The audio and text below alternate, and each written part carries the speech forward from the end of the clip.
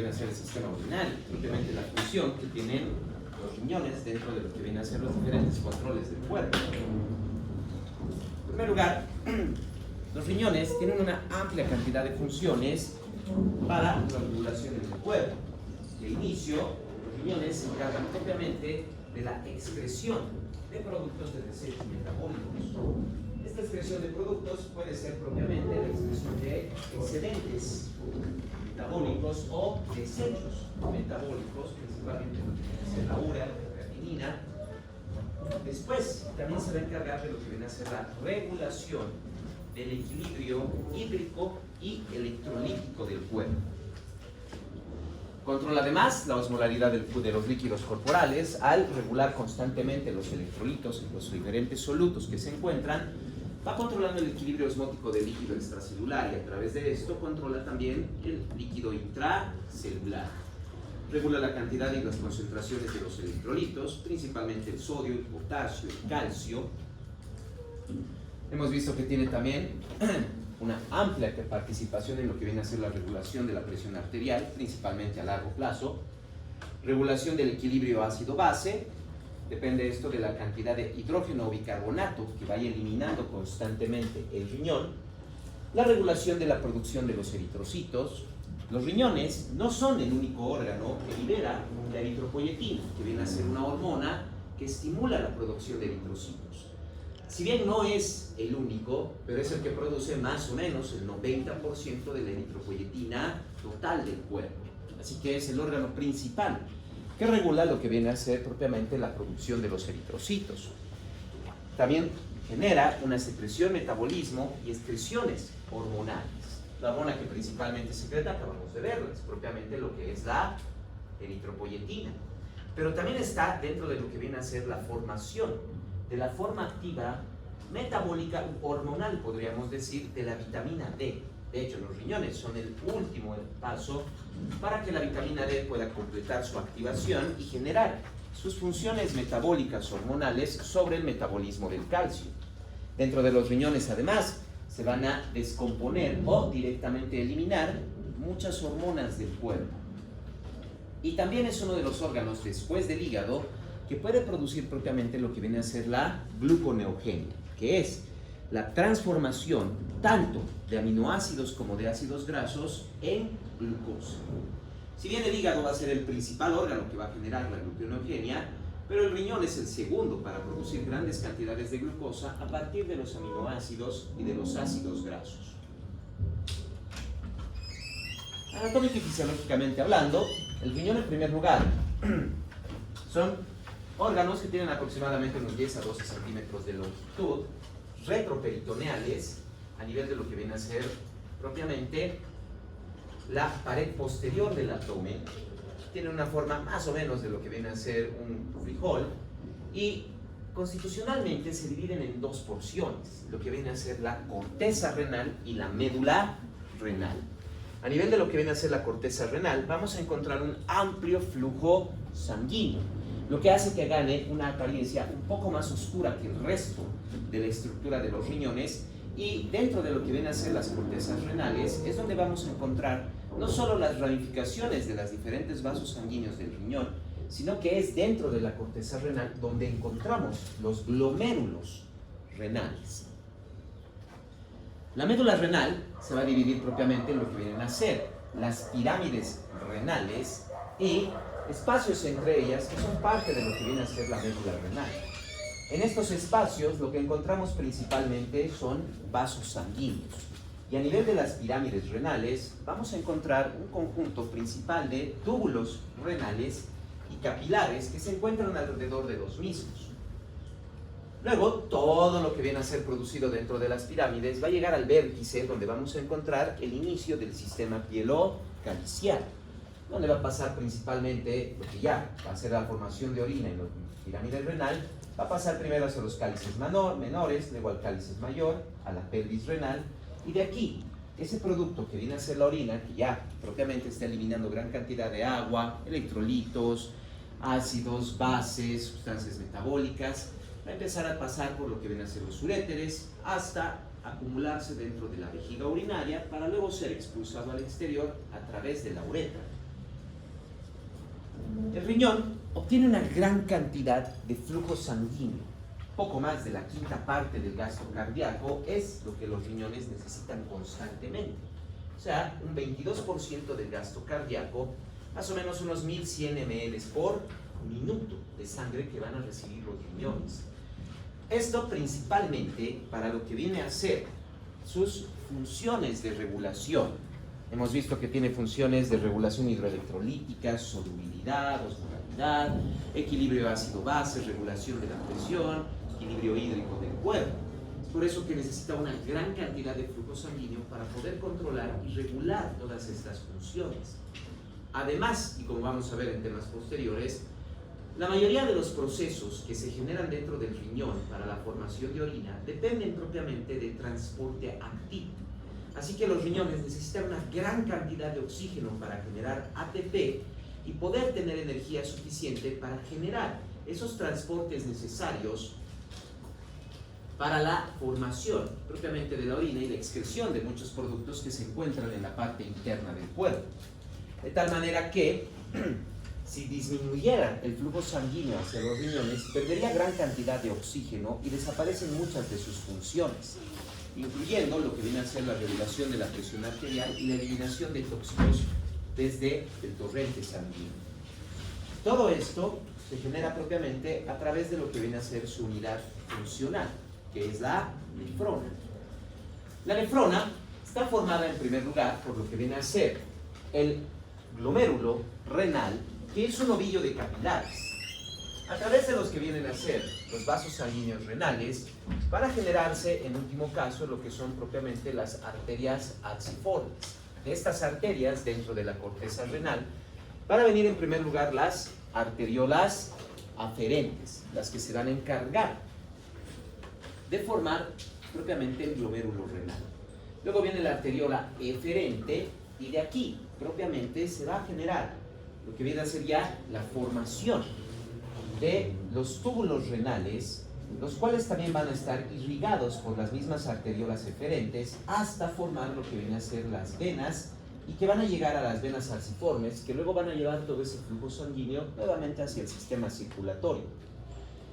El glomérulo renal está cubierto por una estructura conocida como la cápsula de Bowman. A través del glomérulo van a salir una gran cantidad de sustancias desde el torrente sanguíneo hacia la cápsula de Bowman y después este líquido va a pasar por el túbulo contorneado proximal, el asa de Ende, el túbulo contorneado distal, hasta lo que vienen a ser los túbulos colectores, tanto corticales como medulares. Durante todo este trayecto, a través de lo que vienen a ser las paredes de los túbulos renales, va a generarse la absorción y excreción de sustancias que van a ser absorbidas, que son necesarias y van a pasar al torrente sanguíneo, o la excreción de otros productos. Puede que algunos productos aún tengan que ser eliminados, entonces a través de las paredes de los túbulos renales se van a eliminar estos productos hacia lo que viene a ser el interior de los mismos para que puedan ser eliminados a través de la orina. Cabe resaltar algo muy importante. Dentro de la nefrona tenemos dos tipos dentro del riñón vamos a tener dos tipos de nefronas, que conocemos como las nefronas corticales y las nefronas yuxtamedulares. Como les había dicho hace un momento, a nivel de la corteza renal es donde encontramos todos los glomérulos renales. Solo que algunos de estos glomérulos están distribuidos justo en el límite entre la corteza y la médula renal. Eso es lo que genera la diferenciación entre las nefronas corticales y las yuxtamedulares.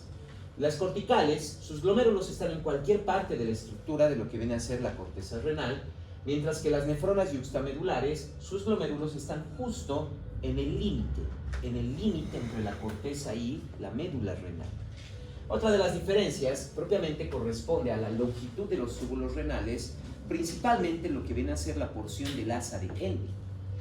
Las nefronas corticales, sus asas de Ende, no son muy largas, apenas ingresan una porción dentro de la médula renal. En cambio, las nefronas yuxtamedulares, sus asas de Ende son extremadamente largas, logran inclusive penetrar toda la longitud de lo que viene a ser la pirámide renal, llegando cerca de lo que viene a ser propiamente los cálices menores. O sea, realmente tienen una larga estructura que logra llegar en toda la estructura de la médula renal durante todo lo que viene a ser la pirámide renal. Es la principal diferencia que vamos a encontrar entre lo que vienen a ser entonces las nefronas corticales y las nefronas justamedulares. Dentro de lo que viene a ser la nefrona, entonces es donde se va a generar el proceso por el que se va a formar propiamente la orina.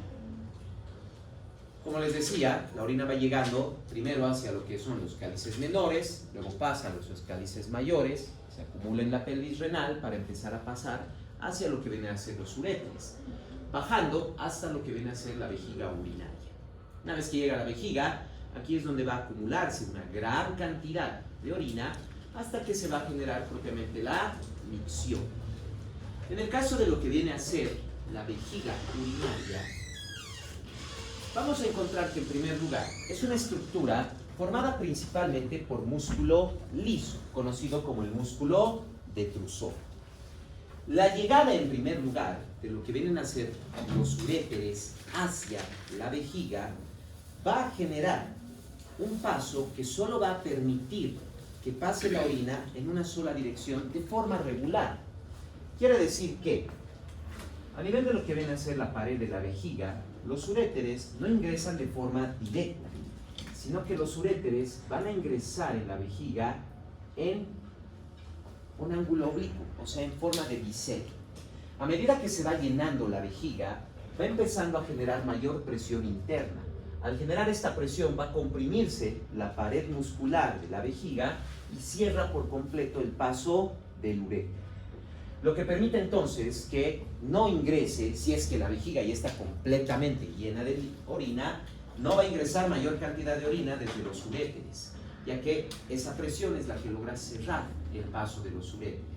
Si ingresara de forma directa, una vez que la vejiga se llena, la orina va a empezar a retroceder con gran fuerza directamente hacia los riñones, lo que podría generar un problema dentro de lo que es el riñón.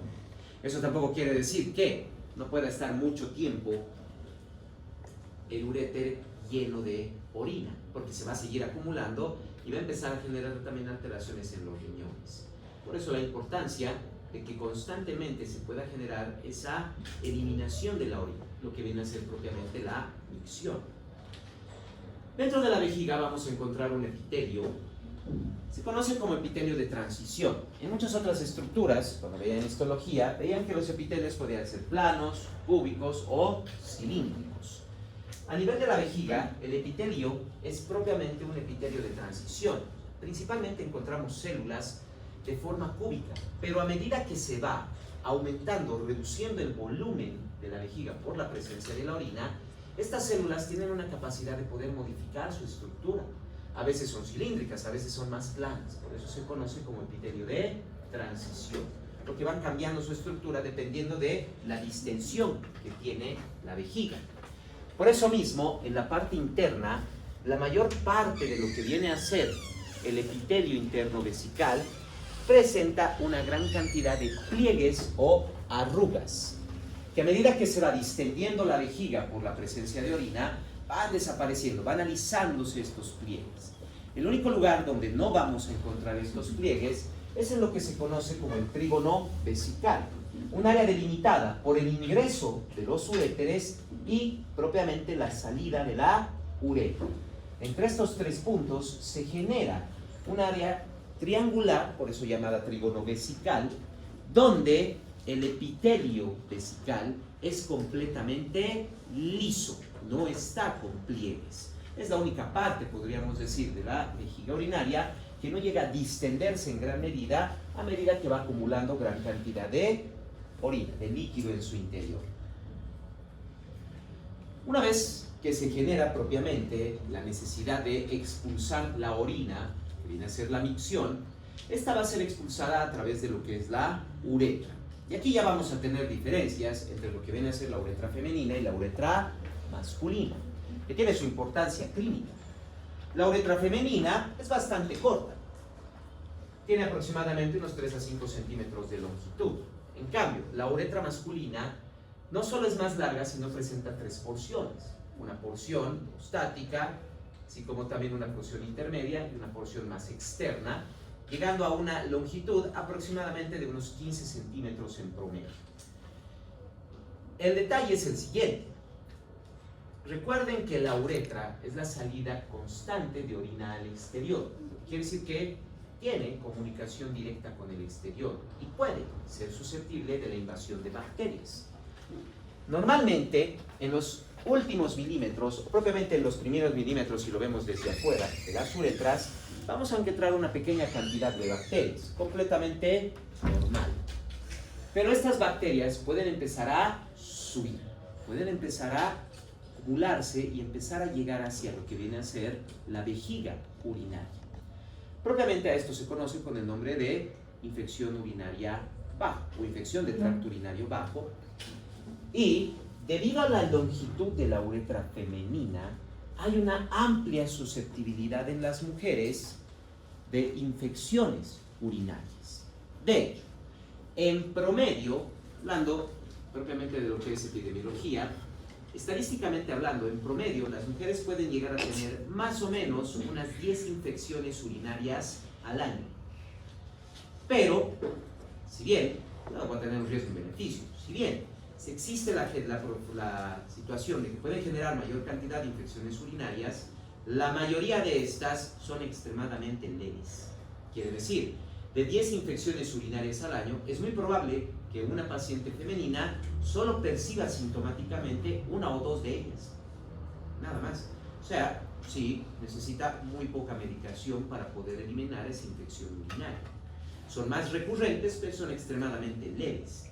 En cambio, en el varón, la longitud de la uretra determina una amplia dificultad para la generación de infecciones urinarias, ya que tiene que pasar las bacterias una mayor longitud de la uretra para poder llegar propiamente a lo que viene a ser la vejiga y generar una infección. Si bien los varones van a tener menor predisposición a las infecciones urinarias, de hecho, estamos hablando de una aproximadamente 10 o 15 o 20 años. Pero, debido a la longitud de la uretra, para el momento en que las bacterias han llegado a la vejiga, estamos hablando de una infección extremadamente fuerte. En las mujeres son 3 a 5 centímetros de infección en la uretra, nada más.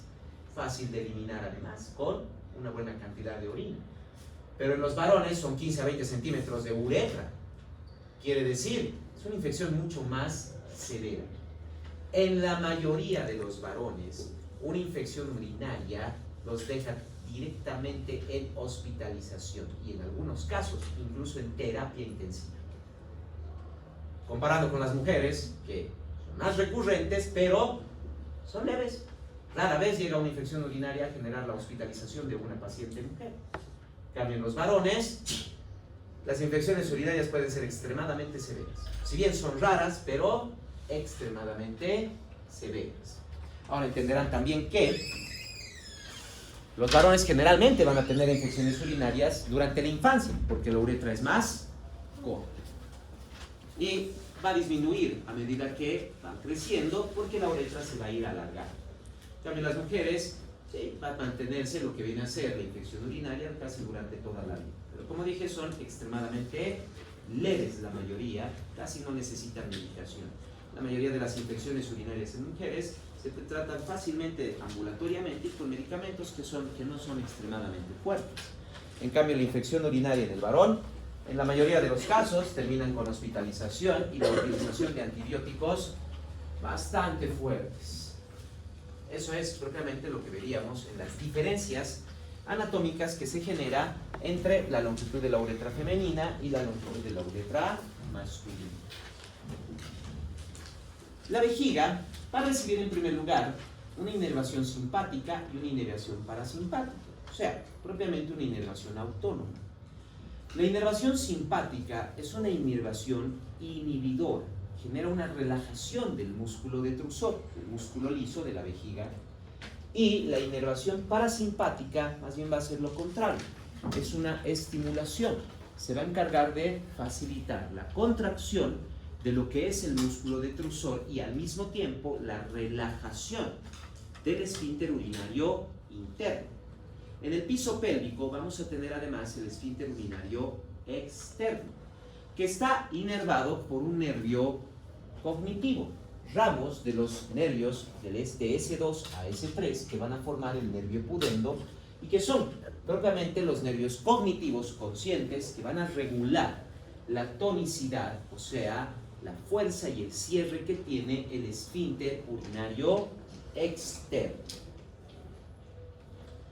Una vez que va llegando la orina hacia la vejiga, va a empezar a acumularse dentro de ella. Esta acumulación va a generar que la vejiga empiece a distenderse. De forma normal, esta distensión no genera ningún tipo de sensación consciente, pero si hay alguna alteración dentro de la orina o dentro de la vejiga urinaria, como en el caso de que son las infecciones, o la presencia de sustancias que estén generando irritación, como demasiado ácido, demasiadas bases u otras dentro de la orina, se va a generar entonces un incremento en una sensación dentro de lo que viene a ser la vejiga, que es la sensación de dolor. Y esto puede generar lo que viene a ser el reflejo ureterorenal. Esta sensación de dolor va a pasar por los nervios sensitivos de la vejiga a través del sistema nervioso, principalmente por la médula espinal hacia los riñones, regulando entonces la cantidad de orina que va a estar pasando hacia la vejiga. Esto determina que normalmente a medida que la vejiga va llenándose, va distendiéndose y va generando una sensación de dolor, de irritación. Esto va a disminuir un poco lo que viene a ser la formación de la orina por parte de los riñones, tratando de disminuir un poco la carga que va a tener la vejiga hasta que ésta pueda eliminarse. A medida que va llenándose la vejiga, además, va modificándose el tono de la pared vesical y se va a generar, en último punto, lo que viene a ser el reflejo miccional, que depende de una facilitación e inhibición por parte del sistema nervioso central, principalmente el cerebro. Vamos a encontrar centros superiores que van controlando la vejiga propiamente a través de los nervios autónomos, simpático y parasimpático. Este control superior es principalmente inhibidor, quiere decir, activa casi constantemente lo que viene a ser el sistema nervioso simpático, manteniendo la relajación de la vejiga. No se olviden, y esto habíamos visto antes, el músculo liso, a medida que se distiende, tiene mayor facilidad para contraerse. Y va a ser propiamente entonces el sistema nervioso simpático el que va a evitar esa contracción a medida que se va distendiendo la vejiga por la acumulación de orina. Por otro lado, los centros corticales son los que pueden generar una excitación consciente. A través de los centros corticales podemos más bien generar una estimulación de la vejiga y principalmente el control de lo que viene a ser el nervio pudendo para la relajación del esfínter urinario externo. Y se genera propiamente lo que va a ser entonces el reflejo miccional. Como les acababa de decir, las sensaciones que provienen de la vejiga son principalmente conscientes de dolor, pero inconscientemente sí percibimos lo que es la distensión de las paredes de la vejiga por la acumulación de orina. Aquí se va a generar entonces un juego constante entre señales sensitivas y motoras. A medida que la vejiga va distendiéndose, el sistema nervioso, por la parte sensitiva, va a empezar a percibir esa distensión y principalmente se empieza a generar una pequeña sensación de dolor, que al principio es muy leve, no la percibimos de forma consciente. Este potencial de acción, esta carga eléctrica, está llegando al sistema nervioso central. A medida que va llegando esta señal de distensión, este dolor a nivel de la vejiga, eso es lo que puede empezar a cortar el control superior, o sea, esa inhibición.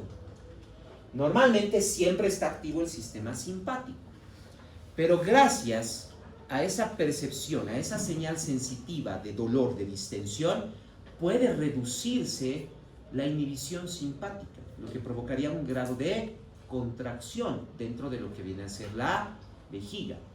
Esa contracción va a generar presión en el cuello de la vejiga, propiamente en el esfínter urinario interno.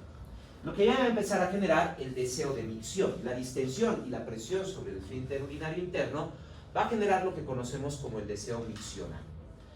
Como sabemos, la contracción muscular no puede ser permanente. En algún momento va a relajarse. Entonces empieza a relajar nuevamente la vejiga. Otra vez va a venir, como se ha generado la contracción además, ha disminuido la señal sensitiva de distensión y de dolor. Va a disminuir. Esto entonces permite que nuevamente el sistema simpático relaje por completo la musculatura de la vejiga. Va a empezar a relajarse, desaparece la presión sobre el esfínter urinario interno, lo que genera también que desaparezca el deseo miccional. Se relaja la vejiga, al relajarse va a disminuir su presión, se abre nuevamente el paso de los uréteres y empieza a pasar una mayor cantidad de orina dentro de la vejiga, que ya estaba levemente distendida por la cantidad de orina que tenía. Ahora va a recibir más. Se distiende un poco más. Esta distensión, otra vez, va a generar la señal sensitiva de distensión y de dolor. Esa señal de distensión y de dolor, como es un poco más fuerte, va a generar mayor inhibición sobre el sistema simpático. Entonces la vejiga vuelve a contraerse. La contracción vuelve a generar presión sobre el esfínter urinario interno, aparece nuevamente el deseo miccional. Pero esta vez ha habido más presión, porque se ha acumulado un poco más de orina. El deseo miccional va a ser un poco más fuerte. Nuevamente la compresión está provocando que desaparezcan las señales de distensión, de dolor. Otra vez se activa el sistema simpático. Otra vez empieza a relajar la vejiga. Va a recibir un poco más de orina, se va a distender un poco más. Esa distensión, ese dolor va a empezar a generar nuevamente una contracción. Vuelve a inhibir al simpático y va a empezar a contraerse. Pero hay mayor cantidad de orina. La presión sobre el esfínter urinario interno va a generar mayor deseo de micción. Y así se empieza a retroalimentar constantemente esta situación. Y ustedes estarán recordando, cada vez que se están aguantando de ir al baño, claro, se aguantan un momento y luego desaparece esa sensación. Pero después de unos momentos vuelve a aparecer, pero más intensa.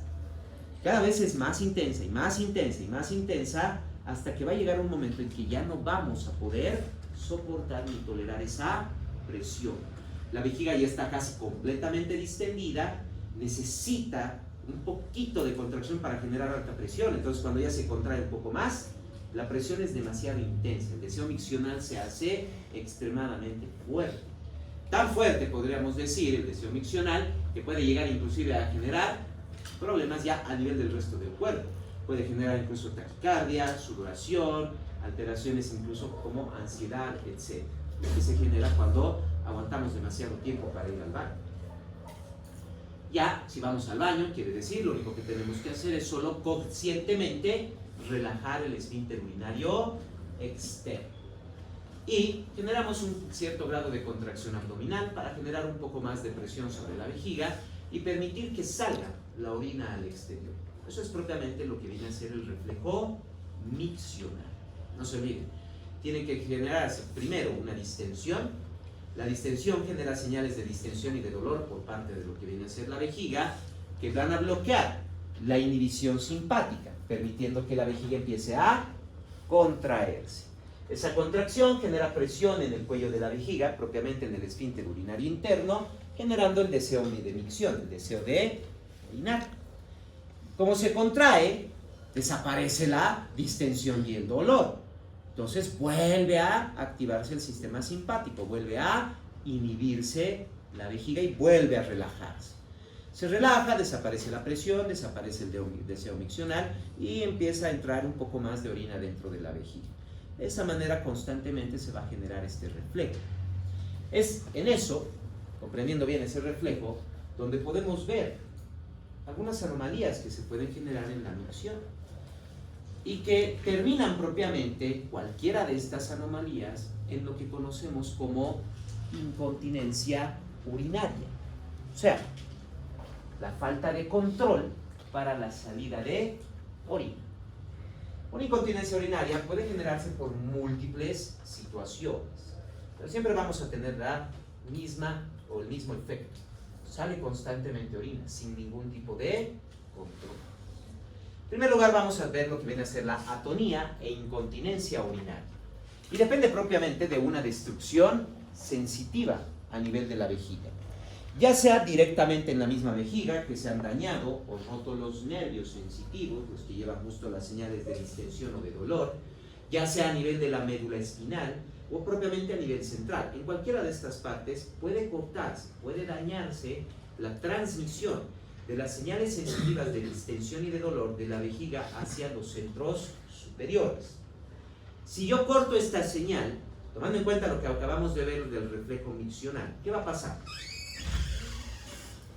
¿Qué pasa si corto esas señales de distensión, de dolor?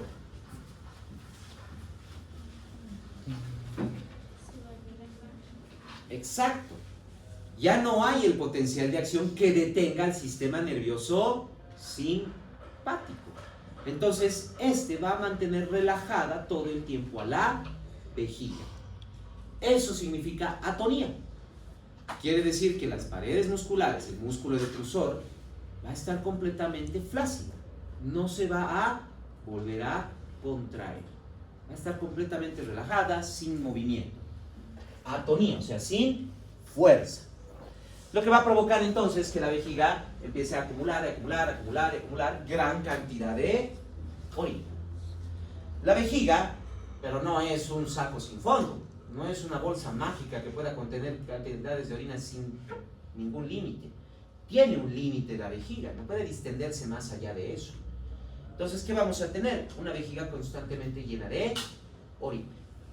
Va a llegar el momento en que esa distensión, y no se olviden, justo lo que estábamos viendo aquí, normalmente va a empezar a generarse presión que va a cerrar la entrada del uréter, y cuando la vejiga se va contrayendo lo cierra aún más.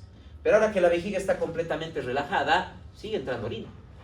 Va a seguir entrando constantemente la orina, porque si bien la presión interna puede cerrar un poco la salida del uréter hacia la vejiga, pero si se acumula un poquito de sangre en el uréter y este sí puede contraerse, eso va a empujar un poco de orina dentro de la vejiga.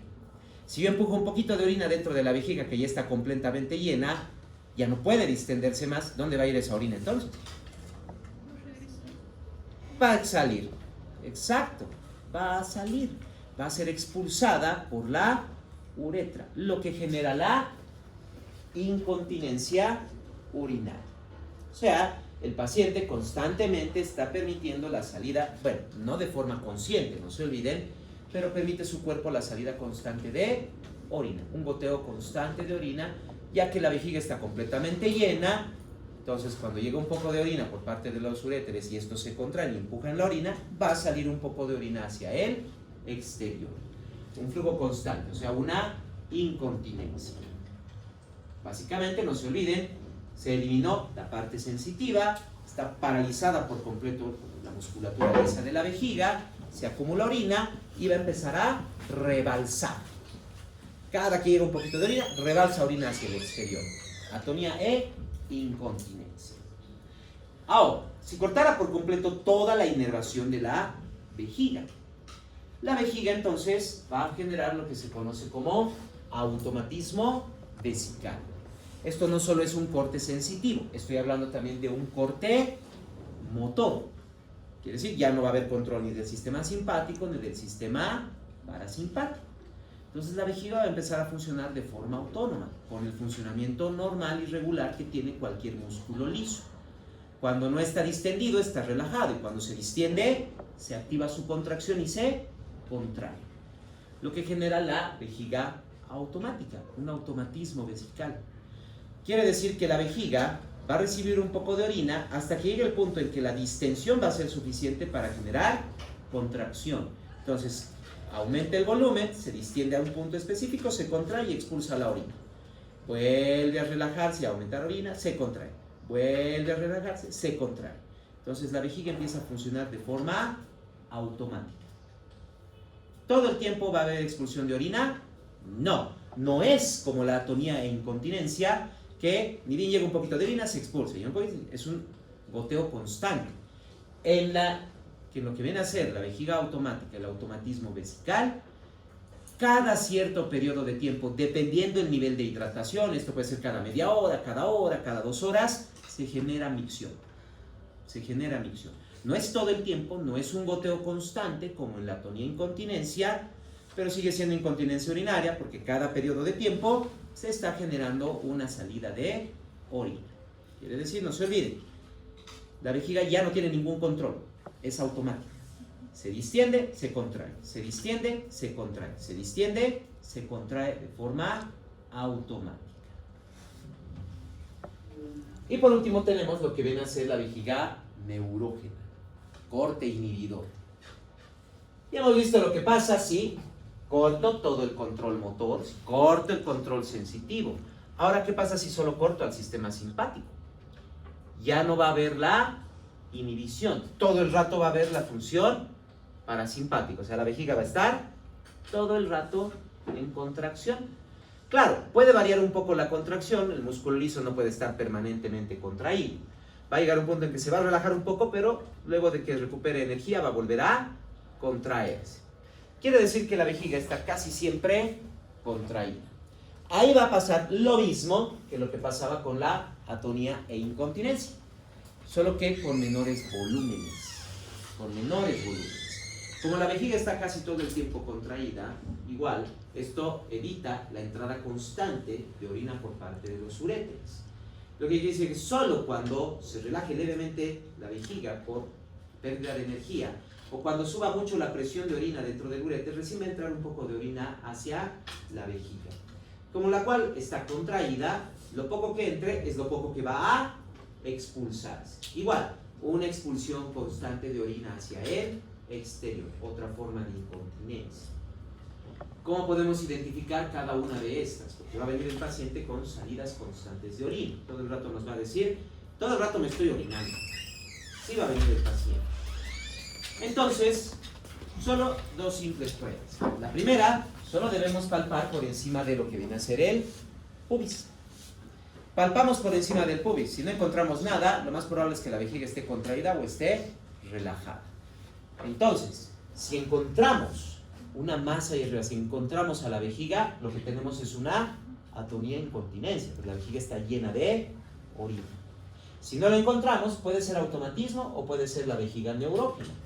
Ahí lo que vamos a ver básicamente, claro, una ecografía, una endoscopía nos puede ayudar a ver si la vejiga está completamente relajada o se encuentra contraída. Pero clínicamente lo podemos identificar, como les dije hace un momento. En el automatismo vesical, cada cierto periodo de tiempo se genera micción. En cambio, en la vejiga neurógena, todo el rato está escapando orina, pero en gotas. Igual que en la incontinencia, igual que en la atonía e incontinencia. Y la diferencia entre atonía e incontinencia y la vejiga neurógena, no se olviden, es el globo vesical. Si encontramos la vejiga a nivel del pubis o más arriba, esa vejiga está llena de orina y eso es atonía. Pero si no la encontramos y hay un escape constante de orina en goteos constantes, esa vejiga está todo el tiempo contraída. Esa es la vejiga neurógena. Y si la salida de orina es sin control, pero no constante, sino cada ciertos periodos de tiempo va a haber expulsión de orina, eso es la vejiga automática, el automatismo vesical. Las situaciones que podemos ver dentro de lo que viene a ser anomalías en la micción. ¿Y qué es lo que expulsan los riñones? Y el sistema urinario. Lo que expulsan es la orina. La orina va a ser el resultado de dos procesos que se forman a nivel de lo que vienen a ser las nefronas. El filtrado glomerular y el aclaramiento tubular. La filtración o el filtrado glomerular es la salida de líquido y una gran cantidad de solutos y sustancias desde el interior del torrente sanguíneo en los capilares del glomérulo hacia la cápsula de Bowman. Van a salir una gran cantidad de sustancias, incluso sustancias necesarias para el cuerpo, como aminoácidos, glucosa, etc. Y también van a salir sustancias que no necesita el cuerpo, productos metabólicos, desechos y demás. Pero eso no es orina, eso solo es filtrado. A medida que va pasando por los túbulos, túbulo contorneado proximal, asa adende, túbulo contorneado distal, túbulos colectores, tanto corticales como medulares, se va a generar el proceso de aclaramiento tubular. que propiamente es reabsorción y secreción. Los túbulos renales van a reabsorber todo lo que necesitamos del filtrado. Van a reabsorber aminoácidos, van a reabsorber glucosa, van a reabsorber todas las sustancias que necesitamos, vitaminas, minerales, oligoelementos, todo lo que haya podido salir por filtrado y que necesitamos. Y van a dejar en el túbulo lo que no necesitamos.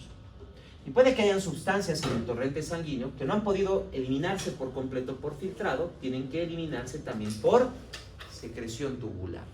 Entonces, más sustancias innecesarias o productos metabólicos también van a empezar a pasar del torrente sanguíneo hacia el interior de los túbulos a través de lo que es el aclaramiento.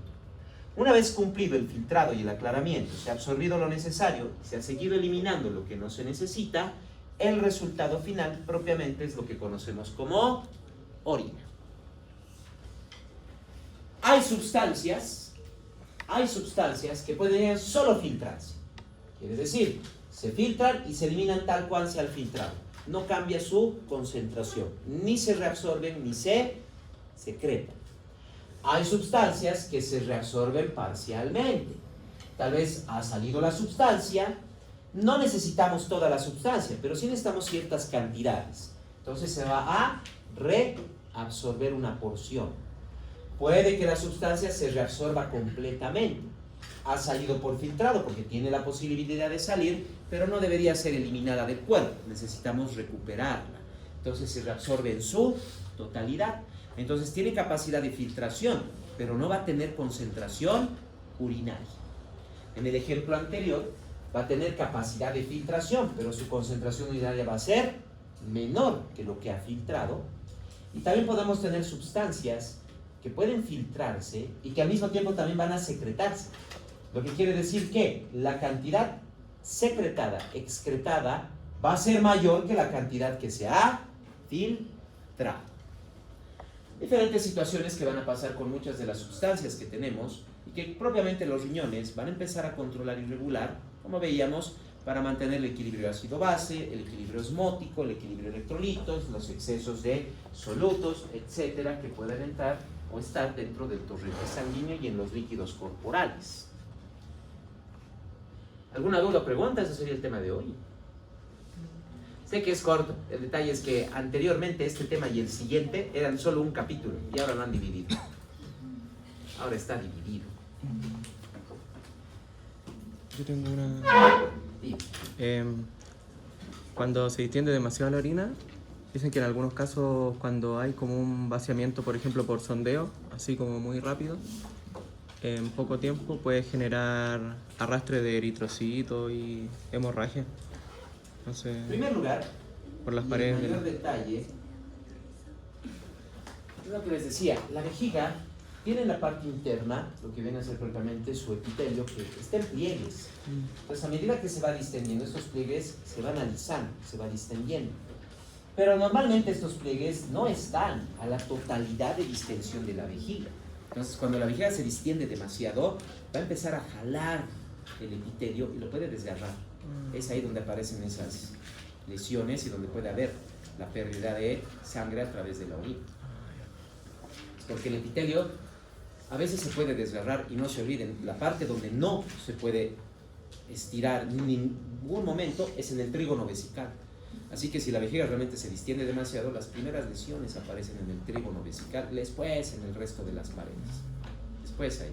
Entonces, mucha distensión, la persona orina y tiene un poco de sangre y se asusta pensando que tiene una infección o algo, y cuando lo único que ha sido es que se ha aguantado tanto de ir al baño que se ha desgarrado un poquito el epitelio.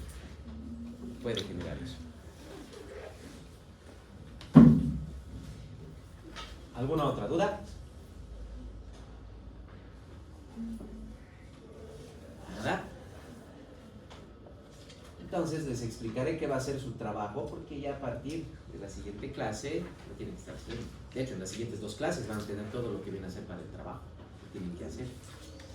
No es algo difícil, no se preocupen, van a tener suficiente tiempo para hacerlo, porque no es algo complicado. Lo único que necesitan es un dibujo de la nefrona. La siguiente clase nos toca ver lo que es filtrado glomerular y la subsiguiente clase nos toca ver lo que viene a ser aclaramiento tubular. Entonces el trabajo va a consistir en eso. van a hacer el dibujo de la nefrona como ustedes prefieran, si quieren de esta manera, si quieren directamente un dibujo de la nefrona extendida, de la manera que prefieran. Y me van a colocar en cada porción flechitas, me van a indicar qué se filtra, qué se excreta, qué se reabsorbe en cada porción. Primero vamos a ver filtrado glomerular. Próximo jueves nos tocaría ver entonces aclaramiento tubular. Ahí vamos a ver que cada porción, túbulo contorneado proximal, distal, túbulo contorneado o asa de Ende, que decir, túbulos colectores corticales y medulares, en cada parte se reabsorben y se excretan diferentes sustancias. E incluso en el túbulo contorneado distal y túbulos colectores, incluso tenemos dos tipos de células que reabsorben y excretan diferentes sustancias cada uno. Ese es su trabajo, nada más. Hacer ese dibujo y marcar en cada porción que se filtra a través del glomérulo y en cada parte, cápsula de Bowman, túbulo contorneado proximal, distal, asa de Ende, colectores corticales, medulares, que se reabsorbe, que se excreta. Eso es todo, nada más. Como les dije, bastante simple. Y, si se dan cuenta, si ya traen sus dibujos la siguiente clase, en las próximas 2 clases ni siquiera tendrían que hacerlo en su casa. Aquí en la clase pueden empezar a llenar eso. Y ya lo tendrían su trabajo listo el próximo jueves. Ya lo tendrían listo. Entonces, ese va a ser su trabajo. Entonces, los días antes, porque justo depende de esa partecita, de solo filtrado y aclaramiento. Y solo les estoy pidiendo lo que se filtra, lo que se aclara, nada más. Porque también vamos a ver, por ejemplo, cuando veamos aclaramiento, dónde actúan los diferentes diuréticos, porque justo actúan sobre esos procesos de transporte, lo que permite ya sea la eliminación de mayor cantidad de agua u otros solutos y demás. Y también donde actúa también la hormona antidiurética, que es la que evita que más bien se genere gran pérdida de o gran salida de orina y de sodio. ¿Dudas? ¿Tengan una duda? ¿Una pregunta? Por si acaso, y esto es un detalle sobre algunas preguntas que me han hecho alguna vez sobre hacer este trabajo, no es la primera vez que lo mando a hacer. A veces, sí, algunos no se dan cuenta de la cantidad de cosas que se pueden aclarar, etcétera y demás, y hacen un dibujo pequeño, y después están rehaciendo el dibujo porque no les alcanza el espacio para escribir y demás. Si es que a alguien le pasa, porque alguna vez ya ha sucedido, no tienen que estar rehaciendo el dibujo ni nada. En vez de marcar la flechita y escribir, solo coloquen un número. Y en la parte de abajo hacen la lista, número tanto, o sea, número 2 es esto. Eso también sirve, eso también es útil.